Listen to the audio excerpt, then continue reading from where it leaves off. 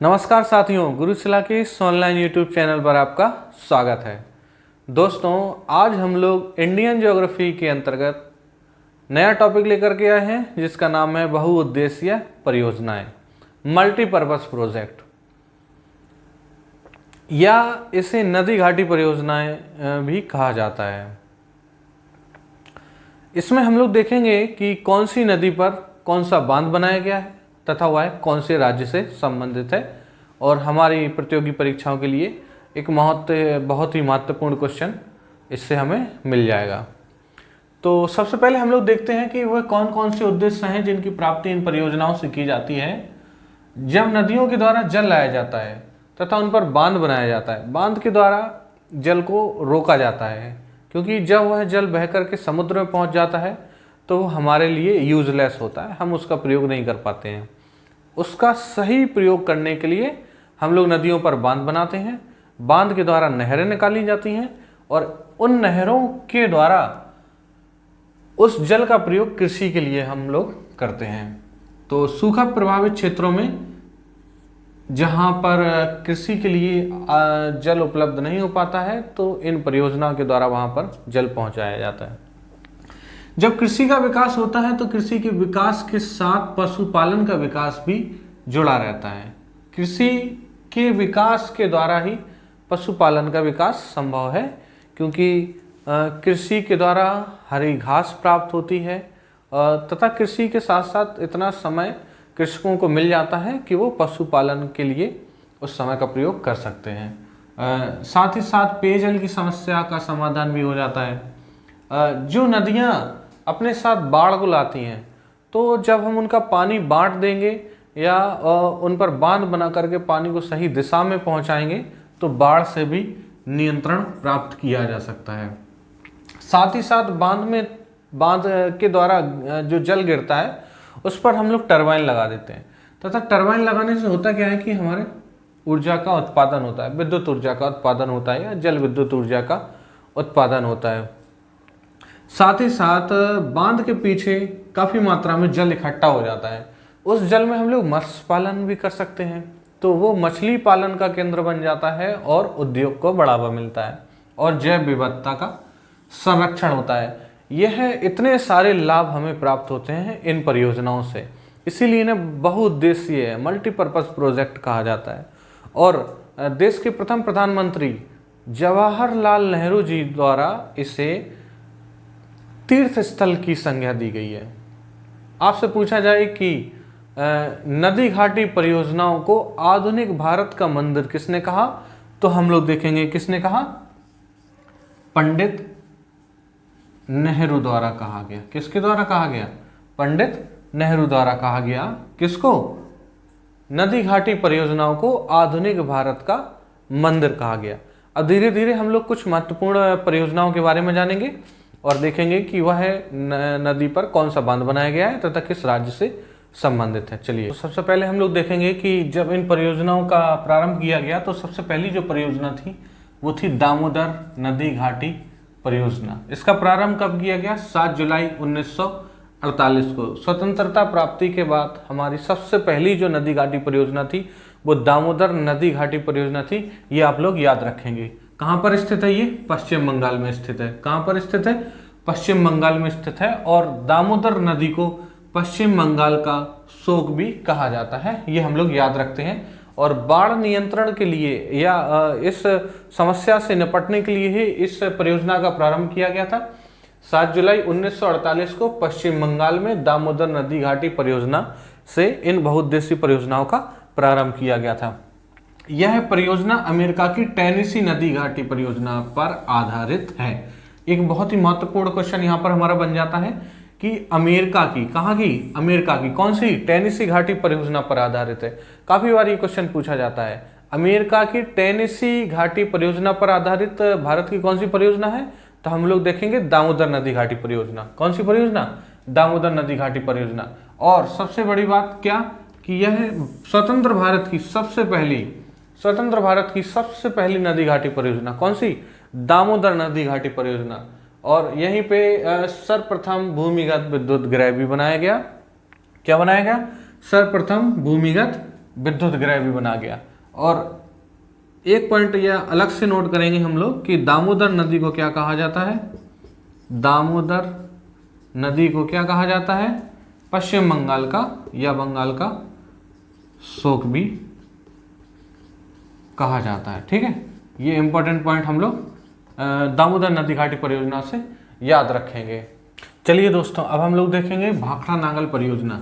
भाखड़ा नांगल परियोजना, भाखड़ा नांगल परियोजना हिमाचल प्रदेश तथा पंजाब की संयुक्त परियोजना है, जहां पर हिमाचल प्रदेश में भाखड़ा डैम तथा पंजाब में नांगल डैम स्थित है। और ये कहाँ पर स्थित है, सतलज नदी पर स्थित है। कहाँ पर स्थित है, सतलज नदी पर स्थित है।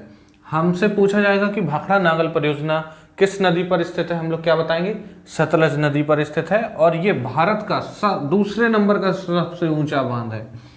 ध्यान रखने वाली बात है कि भाखड़ा नांगल बांध भारत का दूसरे नंबर का सबसे ऊंचा बांध है। और यह विश्व का सबसे ऊंचा यानी कि पहले नंबर का सबसे ऊंचा गुरुत्वीय बांध है। कौन सा, भारत का दूसरा सबसे ऊंचा बांध तथा विश्व का पहला सबसे ऊंचा गुरुत्वीय बांध है। ठीक है, साथ ही साथ हम लोग देखेंगे कि हिमाचल में, कहाँ पे, हिमाचल प्रदेश में, हिमाचल प्रदेश में भाखड़ा डैम के पास गोविंद सागर कृत्रिम झील का निर्माण हुआ है। गोविंद सागर कृत्रिम झील अगर आपसे पूछा जाए तो कहाँ पर है, हिमाचल प्रदेश में। और किस बांध पर स्थित है, भाखड़ा नांगल बांध पर स्थित है। ये इंपॉर्टेंट पॉइंट हम लोग याद रखेंगे। अगली परियोजना में दोस्तों हम लोग देखेंगे इंदिरा गांधी नहर परियोजना। इंदिरा गांधी नहर परियोजना में हम लोग देखेंगे कि सतलज तथा ब्यास नदी के संगम पर पंजाब में एक हरके बांध बनाया गया है।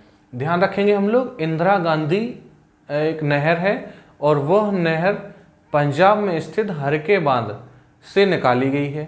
हरके बांध सतलज तथा ब्यास नदी के संगम पर बनाया गया है, जहां से यह नहर निकाली गई। इसके बारे में एक इम्पोर्टेंट पॉइंट और याद रखेंगे हम लोग, यह है भारत की सबसे लंबी नहर है। कौन सी, इंदिरा गांधी नहर। यह भारत की सबसे लंबी नहर है। कौन सी है, इंदिरा गांधी नहर। आपसे पूछा जाए भारत की सबसे लंबी नहर कौन सी है, तो हम लोग ध्यान देंगे कि इंदिरा गांधी नहर है। अब एक और क्वेश्चन इससे बन सकता है कि भारत की दूसरी सबसे लंबी नहर कौन सी है, इंदिरा गांधी नहर। सबसे लंबी सिंचाई नहर, सॉरी, भारत की दूसरी सबसे लंबी सिंचाई नहर इंदिरा गांधी नहर। जबकि भारत की पहली सबसे लंबी सिंचाई नहर वो है गंगा नहर।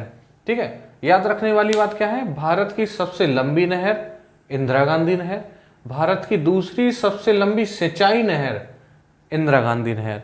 जबकि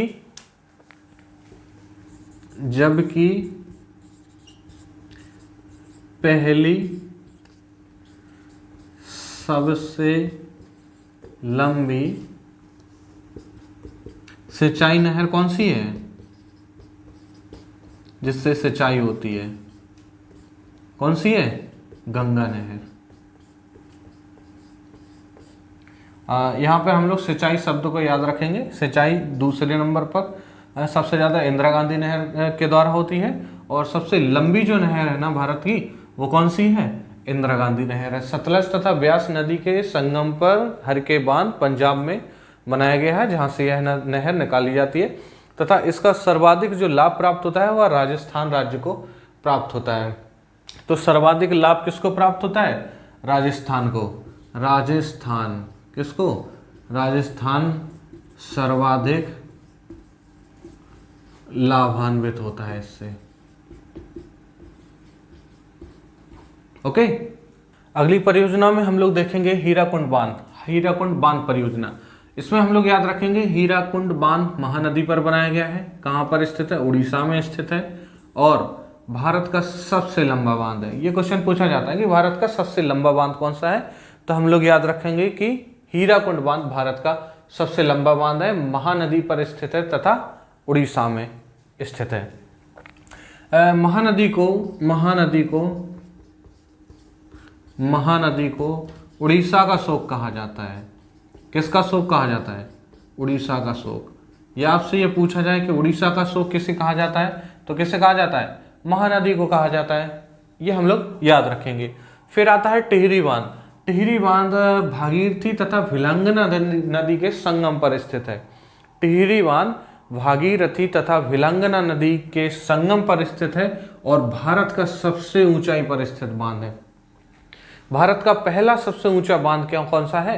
टिहरी बांध है। जबकि दूसरा सबसे ऊंचा बांध अभी हम लोगों ने पढ़ा था, कौन सा है? भाखड़ा नांगल बांध। फिर हम लोग ध्यान रखेंगे कि ये कहाँ पर है? उत्तराखंड में, देवनागरी उत्तराखंड में स्थित है। भारत का सबसे ऊंचा बांध टिहरी बांध कौन सी नदी पर? भागीरथी तथा भिलंगना नदी के संगम पर स्थित है। दोस्तों अगली परियोजनाओं में हम लोग देखेंगे कोसी नदी परियोजना।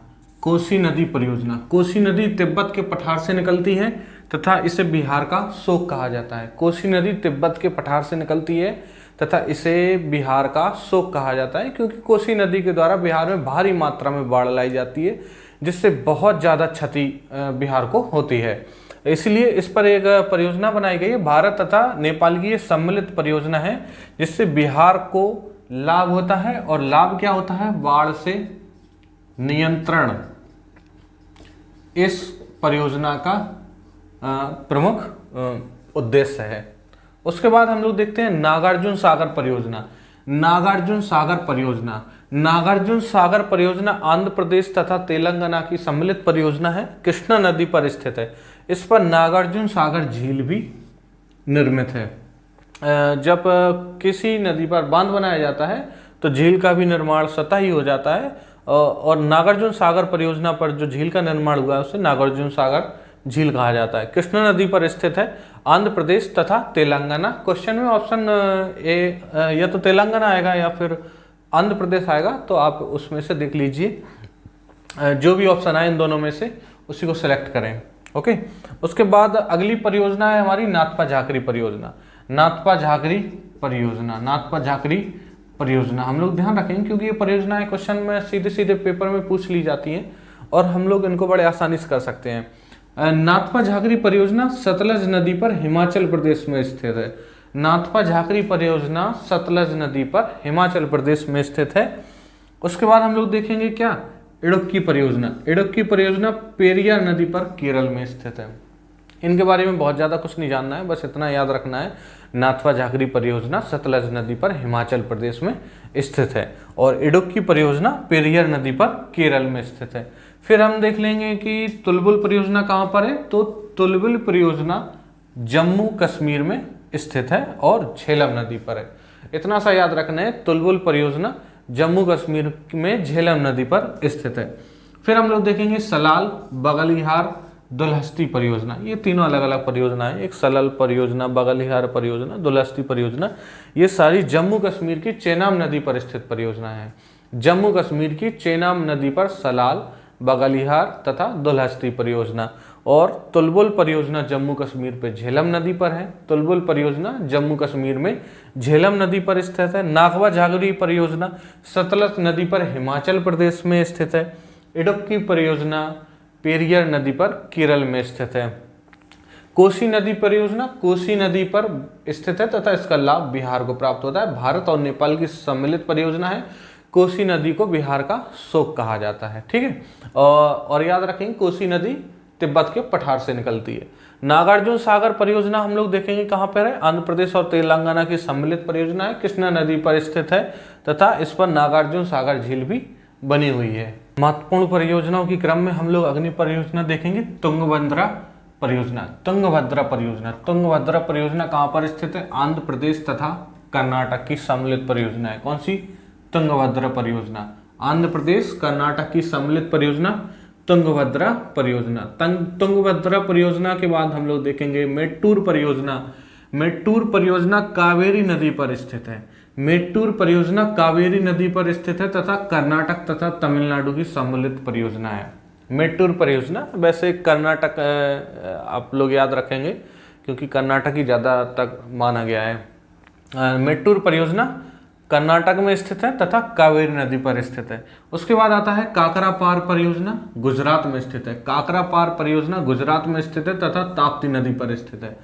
काकरापार परियोजना गुजरात में स्थित है तथा ताप्ती नदी पर स्थित है। उसके बाद आता है नर्मदा घाटी परियोजना, मध्य प्रदेश तथा गुजरात की सम्मिलित परियोजना है नर्मदा घाटी परियोजना। नर्मदा घाटी परियोजना या इस पर एक बांध बनाया गया है जो इंदिरा सागर बांध जिसको बोलते हैं, इंदिरा सागर बांध कहाँ पर है? नर्मदा घाटी परियोजना पर स्थित है। ओके, उसके बाद हम लोग देखते हैं चंबल परियोजना, कहाँ पर है? मध्य प्रदेश तथा राजस्थान की सम्मिलित परियोजना है चंबल परियोजना। साथ साथ इसमें हम लोग ध्यान रखेंगे कि चंबल परियोजना के अंतर्गत 3 बांध बनाए गए हैं, गांधी सागर बांध,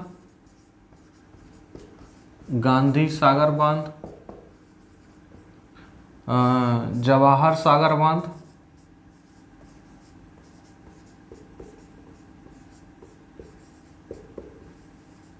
तथा राणा सागर बांध।